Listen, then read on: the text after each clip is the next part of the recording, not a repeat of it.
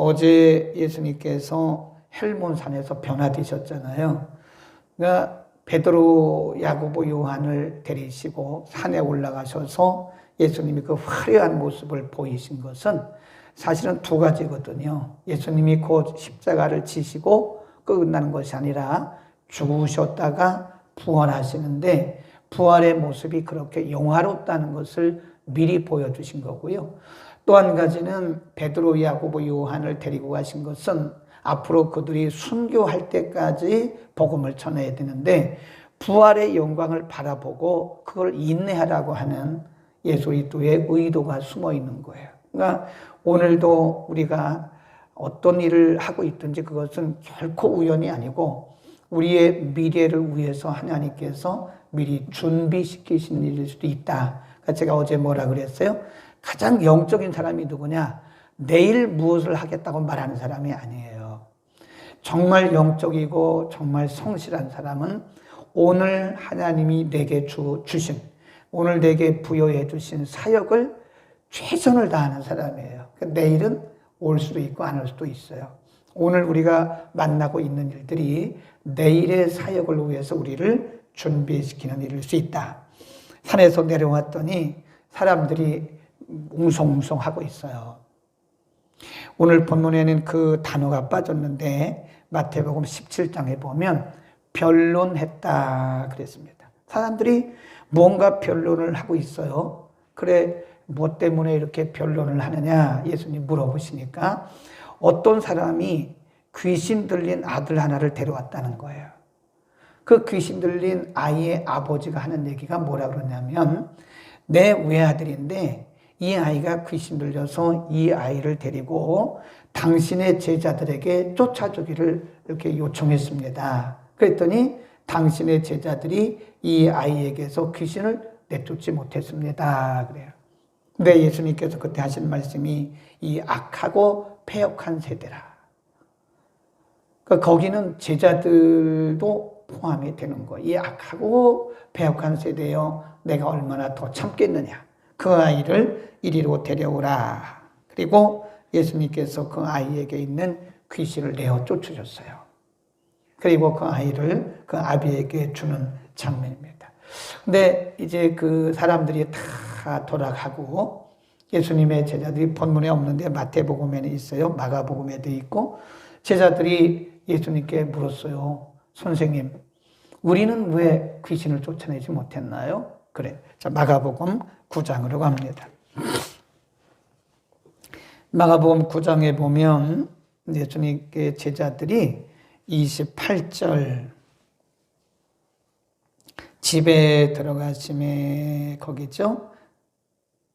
시작. 집에 들어가심에 제자들이 종용이 묻자오되 우리는 어찌하여 능히 이 귀신을 쫓아내지 못하였나이까. 이르시되 기도 외에 다른 곳으로는 이런 유가 나갈 수 없느니라. 그래요. 변론하고 있었어요. 예수님이 산에서 내려오시니까 사람들이 귀신 들린 아이 하나를 놓고 서로 변론하고 있었어요. 그 변론이란 말이 이론적인 거죠. 이 아이가 왜 귀신 들렸나? 왜 귀신이 안 나가나? 서로 변론, 이론적인 변론만 하고 있었어요. 근데 전혀 아무런 일들이 일어나지 않았습니다. 근데 예수님이 그 아이에게서 귀신을 쫓으셨어요. 제자들이 물었어요. 선생님, 우리는 왜 그랬죠? 기도 외에는 이런 일이 있을 수 없단다. 그러니까 여기서 우리가 예수님의 말씀에 귀를 기울여야 돼요. 귀신 쫓는 거는 이론이 아니에요. 그 변론한다고 귀신 나가는 게 아닙니다. 정말 중요한 말씀이에요. 많은 분들이 이론적으로는 알고 있어요. 이론적으로. 아, 귀신은 뭐고, 뭐, 영어로는 뭐고, 헬라어로는 뭐고, 뭐, 히브리어는 뭐고, 그거 백날해도 안 됩니다. 믿음으로 선포하고 믿음으로 명령하기까지는 기도 외에는 이런 일이 일어날 수 없다라고 하는 것은 그렇게 이론으로 말한다고 해서 귀신이 나가는 게 아니라는 거예요. 제가 이걸 얘기했잖아요. 시대가 가면 갈수록 사람들이 종교의 영에 사로잡혔어요. 종교의 영이란 말은 그 당시 바리새인들처럼 종교의 형식은 갖추고 있어요. 근데 능력이 없어요. 기도가 뭔지 알죠? 기도를 이론적으로 다 알고 있습니다. 이론적으로 너무 잘 알아요. 근데 기도를 안 해요. 아는 것과 내가 직접 기도하는 것은 다릅니다. 목회자들도요, 뭐 신학교 다 나왔고 신학대학원 공부했기 때문에 다 알죠. 성경에 있는 거 왜 모르겠어요. 그런데 이것을 액션을 안 취하는 거, 행동으로 옮겨야 돼요. 직접 귀신을 쫓아야 돼요. 직접 병자를 위해서 안수를 해야 돼요. 왜냐하면 예수님께서 하라고 위임을 하셨잖아요. 근데 이론적으로만 안다고, 이론적으로 예수님은 이렇게 병 고쳤고 예수님은 이렇게 귀신 쫓았다. 근데 그거 아무리 해도 안 됩니다. 직접 우리가 기도하고 믿음을 가지고 용기 있게 행동으로 옮길 때 거기에 역사가 일어나는 거다. 아멘. 이론이 아닙니다. 변론해가지고는 귀신 안 나갑니다. 절대 안 나갑니다. 예수님 뭐라 그래요? 기도 외에는 이런 일이 일어날 수 없다. 다르게 말하면 믿음의 기도 외에는 이런 일이 일어날 수 없다. 믿음의 기도가 중요하고요. 다시 누가복음 9장으로 가면 두 번째 주제 43절. 사람들이 다 하나님의 위엄을 놀라니라. 뭘 보고? 귀신이 나가는 걸 보고 깜짝 놀라는 거예요. 사람들이 다 하나님의 위엄을 보고 놀라니라. 저희가 다 그 행하시는 모든 일을 기히 여길세. 예수께서 누구들에게? 제자들에게. 다른 사람에게 해당되는 게 아니에요. 예수님이 제자들에게 하시는 말씀이, 자, 45절, 43절입니다. 거기 줄을 긋습니다. 이 말을 시작. 이 말을 너희 귀에 담아두라. 인자가 장차 사람들의 손에 넘기우리라. 이게 벌써 두 번째 예수님이 자신의 십자가 고난과 죽음을 지금 예고하시는 거예요. 바로 앞전에 한번 예고하셨는데 제자들은 그게 무슨 얘기인지 몰라요. 거기 보시겠어요? 이게 두 번째라니까요, 벌써. 자, 9장에 보면 31절 보세요. 변화산에서 그때 나타났던 사람, 이렇게 모세, 엘리야가 이렇게 말해요. 30절부터 31 시작. 문득 두 사람이 예수와 함께 말하니 이는 모세와 엘리야라. 영광 중에 나타나서 장차 예수께서 예루살렘에서 뭐 하실 거를 별세하여. 죽음이요, 죽음. 번역을 이렇게 해서 그렇지 번역을 별세라고 해서 이게 죽음입니다. 예수님이 예루살렘에서 고난받으시고 죽으실 것을 변화산에서 그때 벌써 이 엘리야와 나타났던 그 엘리야 그리고 모세가 그들에게 알려주셨다고요. 근데 여기 지금 또 예수님이 직접 말씀하셨어요. 44절에 이 말을 너희 귀에 담아두라. 인자가 장차 사람들의 손에 넘기우리라 하시되, 이게 중요해요. 45절 반응. 제자들이 어떤 반응을 보였나? 45 시작. 저희가 이 말씀을 알지 못하였나니 이는 저희로 깨닫지 못하게 숨김이 되었음이라. 또 저희는 이 말씀을 묻기도 두려워하더라. 참 무디죠, 무디요. 감각이. 예수님의 제자들이 사도행전 2장에서 성령 충만 받기 이전까지는 이랬어요. 뭘 못 알아들어요. 무슨 얘기인지 못 알아듣는다니까요. 두 번째, 바로 그 변화산에서 말씀했고 내려왔고, 그 뭐 얼마나 며칠 지났겠어요? 몇 시간 지난 거예요, 몇 시간. 며칠 지난 게 아니라니까요. 불과 몇 시간 지났는데도 그 무슨 얘기인지 못 알아들어요. 그러니까 제자들이 이 성령 받기 전까지는요, 참 무디입니다, 무디요. 그러니까 오늘날도 마찬가지예요. 오늘날도 우리가 성령 충만 받기 전까지는요, 영적 감각이 거의 없다고 봐도 됩니다. 이론적으로는 아는데 그 의도를 모르는 거예요. 의도. 예수님이 직접 말씀하시잖아요. 너희 귀에 담아두라. 인자가 곧 십자가를 질 것이다. 제자들은 그게 무슨 얘기인지 모릅니다. 우리는 하나님 앞에 기도해야 돼요. 성령의 충만함을 받고 우리가 영적 감각이 있어야 됩니다. 우리가 그냥 종교의 영을 받은 사람으로서 종교의 영에 잡혀가지고 그냥 교회 왔다리 갔다라고 해도 되는 게 아니에요. 영적 감각이 필요한 거예요. 영적 감각. 감각이 있는 사람들은요, 벌써 그러면 하고 알아요. 그러면 그럽니다. 감각이 없는 사람들은 무슨 얘기인지 몰라요. 이게 무슨 얘기인지 몰라요. 네. 이 간혹 우리 교회 성도들도 보면요, 감각이 아주 뛰어난 분들이 몇 분 계세요.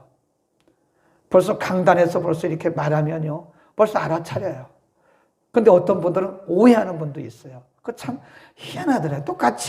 똑같은 목사님이 똑같은 말을 했는데 어떤 분은 감각이 있어가지고 그 무슨 얘기인지 알아듣는데 어떤 분은 그거 말을 오히려 곡해를 하더라니까. 오해를 하거든요. 그 얼마나 차이가 나나요? 왜 이렇게 차이가 나는가? 감각의 차이는 감각의 차이. 네, 우리가 똑같이 기도하잖아요. 저도 기도하고 여러분도 기도한다고요. 똑같은 문제를 놓고. 근데 어떤 분은 똑같은 문제를 기도할 때에 하나님의 음성을 듣는다고요. 귀로 듣는 게 아니고 감각을 통해서. 근데 어떤 사람은 전혀 기도는 하는데 뭐가 뭔지 모른다 이거예요. 응? 이런 거 있잖아요. 어떤 분이 책을 읽어요. 책을 많이 읽습니다. 근데 그 책의 내용이 뭔지 주제 파악이 안 돼요. 근데 어떤 분은 몇 구절만 딱 읽고도 이 전체 책의 내용이 뭐구나 파악이 딱 된다니까요. 그러니까 주제를 파악하고 책을 읽으니까 책의 내용이 아주 재미가 있고 그리고 자기에게 굉장히 유익이 되는 거예요. 근데 주제 파악을 못하면요, 그 책을 다 읽기까지 무슨 내용인지 모릅니다. 그 감각이라고 그래요. 감각. 문학적 감각. 우리는 문학적 감각 그 위에 영적 감각이 필요한 거예요. 기도할 때도 하나님이 내게 무엇라고 말씀하신지를 감각이 있어야 될 거 아니에요. 영적 감각이 있어야 될 거 아니에요. 이게 말씀을 들을 때도 이게 무슨 말씀이구나 들려야 될 거 아니에요. 들려야 될 거 아니에요. 응? 제자들이 지금 안 들리는 거예요. 예수님이 귀신을 쫓는 그 현장에서 귀신 나가는 거 그런 것만 봤지 정말 예수님이 말씀하시는 깊은 의도가 있는 그런 말씀들은 모른다 이게. 그러니까 예수님의 제자들의 신앙의 레벨이 오늘날로 말하면 그 순서로 따진다면요, 지금 이렇게 10단계로 본다면 5단계 정도에 머물고 있는 거예요. 예수님 얼마나 답답했겠어요? 그 뒤에 보면 더 답답한 제자들의 모습을 볼 수 있어요. 46절 시작. 제자 중에서 거기다 줄거놓으세요. 누가 크냐? 뭐 하고 있어요? 변론하고 있다니까요. 이렇게 철부지가 있어요, 세상에. 아니 예수님이 곧 십자가를 지실 것이라고 하는 예수님이 십자가를 앞두고 예수님이 십자가 고난을 예고하실 때는 전혀 무슨 얘기인지 못 알아들어요. 그리고 하는 일이 뭐예요? 우리 중에 누가 더 크냐고, 우리 중에 누가 높으냐고, 베드로가 높으냐 야고보가 높으냐, 이 엉뚱한 변론만 하고 있다니까요. 참, 그래서 저는 이분들을 뭐라고, 이게 성령 받기 전입니다. 성령 받기 전 얘기예요, 이게. 성령 받고 나서는 달라졌어요. 성령 받기 전에 제자들의 모습이 철부지야, 철부지. 거기다 써놓으세요. 철부지라고. 거기다가 누가 크냐는 변론이 일어나니 47 예수께서 그 마음에 변론한 것을 아시고 어린아이 하나를 데려다가 자기 곁에 세우시고 말씀하셨어요. 너희 모든 사람 중에 가장 작은 그이가 가장 크다. 그 제자들의 모습이 얼마나 영적인 감각이 없고 얼마나 철부진가를 보세요. 세상에. 아니 예수님은 곧 십자가를 지실 것을 말씀하시고 그들에게 그 말씀을 귀에 담아두라고까지 했는데 그 말씀은 알아듣지 못하고 엉뚱하게 누가 높으냐, 누가 더 크냐, 이런 일에만 아직도 육에 속한 사람들, 아니 높든 낮든 그게 뭐 이렇게 대수롭습니까? 크든 작든 그게 뭐가 그렇게 대수롭습니까? 근데 아직 성령 받기 전이기 때문에 감각이 육체적 감각인 거예요. 그거를 육신의 관점, 세상적 관점이라 그러는 거예요. 이게 보는 눈이 거듭나야 돼요. 이 가치관이 변해야 된다니까요. 그러니까 우리가 거듭난다라고 하는 것이 뭐냐? 신앙이 성숙한다는 것이요. 우리가 거듭나고 신앙이 성숙한다는 것이 뭘 많이 안다는 걸 얘기하는 게 아니에요. 아는 것과 성숙은 다릅니다. 아는 것과 성숙이 달라요. 아니, 아는 것으로 말하면 고등학교 아이들이 더 많이 알아요. 고등학교 영어가 얼마나 어려운지 아세요? 우리나라 고등학교 3학년 영어는요, 미국의 대학 수준보다 훨씬 어렵습니다. 독해가 어려워요. 고등학교 3학년 영어 교과서가요. 굉장히 수준 높습니다. 문법적으로도요, 미국 대학보다 훨씬 높아요. 우리나라 고등학교 3학년. 고등학교 3학년 때도 영어 문법 너무 잘 알아요. 어려운 걸 배웠으니까. 예? 근데 얘들이 영어 회화합니까? 못하잖아요. 한마디도 못해, 한마디도. 한마디는 하겠지. 굿모닝 이건 하겠지. 하와이유 그건 하겠지. 근데 그렇게 어려운 걸 알고 하와이유 정도 해갖고 되겠습니까? 비슷한 거예요. 우리가 아는 거는 아는 것과 그리고 관점은 다른 거예요. 우리가 너무 많은 것을 듣고 너무 많은 것을 읽었기 때문에 아는 건 많아요. 그런데 관점이 변화되지 않았으면 그걸 우리가 성숙하다고 말할 수 없는 거예요. 여전히 철부지 같아. 네, 철부지 같아. 엉뚱한 소리 하고. 네, 그러면 지금 제자들이 엉뚱한 소리 하고 있는 거 아니에요, 지금? 예수님은 자기의 죽음을 준비하고 그때가 되면 제자들이 어떻게 반응해야 될는지를 지금 미리 예고하고 계시는데 이런 데는 관심이 전혀 없고 누가 높으냐 하는 그런 철부지 같은 관점을 갖고 있다 이거예요. 그런데 이런 분들이요, 성령 받고 달라졌어요. 그러니까 성령 받기 전에는, 성령 충만 받기 전에는요, 나이도 상관이 없어요. 직분도 상관이 없어요. 비록 신학을 하고 목회자라도요, 성령 안 받으면요, 비슷합니다. 평신도 하고. 예. 뭐 장로님이나 권사님이나 안수집사님이나 그 직분이 그 사람의 신앙의 성숙을 말하는 것은 아닐 수도 있다. 일 수도 있지만 아닐 수도 있다는 걸 알아야 돼요. 아멘. 우리는 성령 받아야 돼요. 아니면 철부지입니다. 철부지. 예수님의 의도, 하나님의 의도를 모르고 그냥 육신적으로 어린애처럼 행동하는 거예요. 응? 얼마나 안타까워요.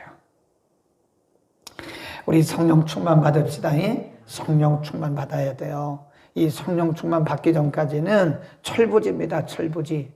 예, 이렇게 보면 철부지 같은 성도들이 있어요. 꼭 철부지 같아. 몰라요. 깊은 세계를 몰라요. 못 알아들어요. 예, 얼마나 안타까운지 몰라요.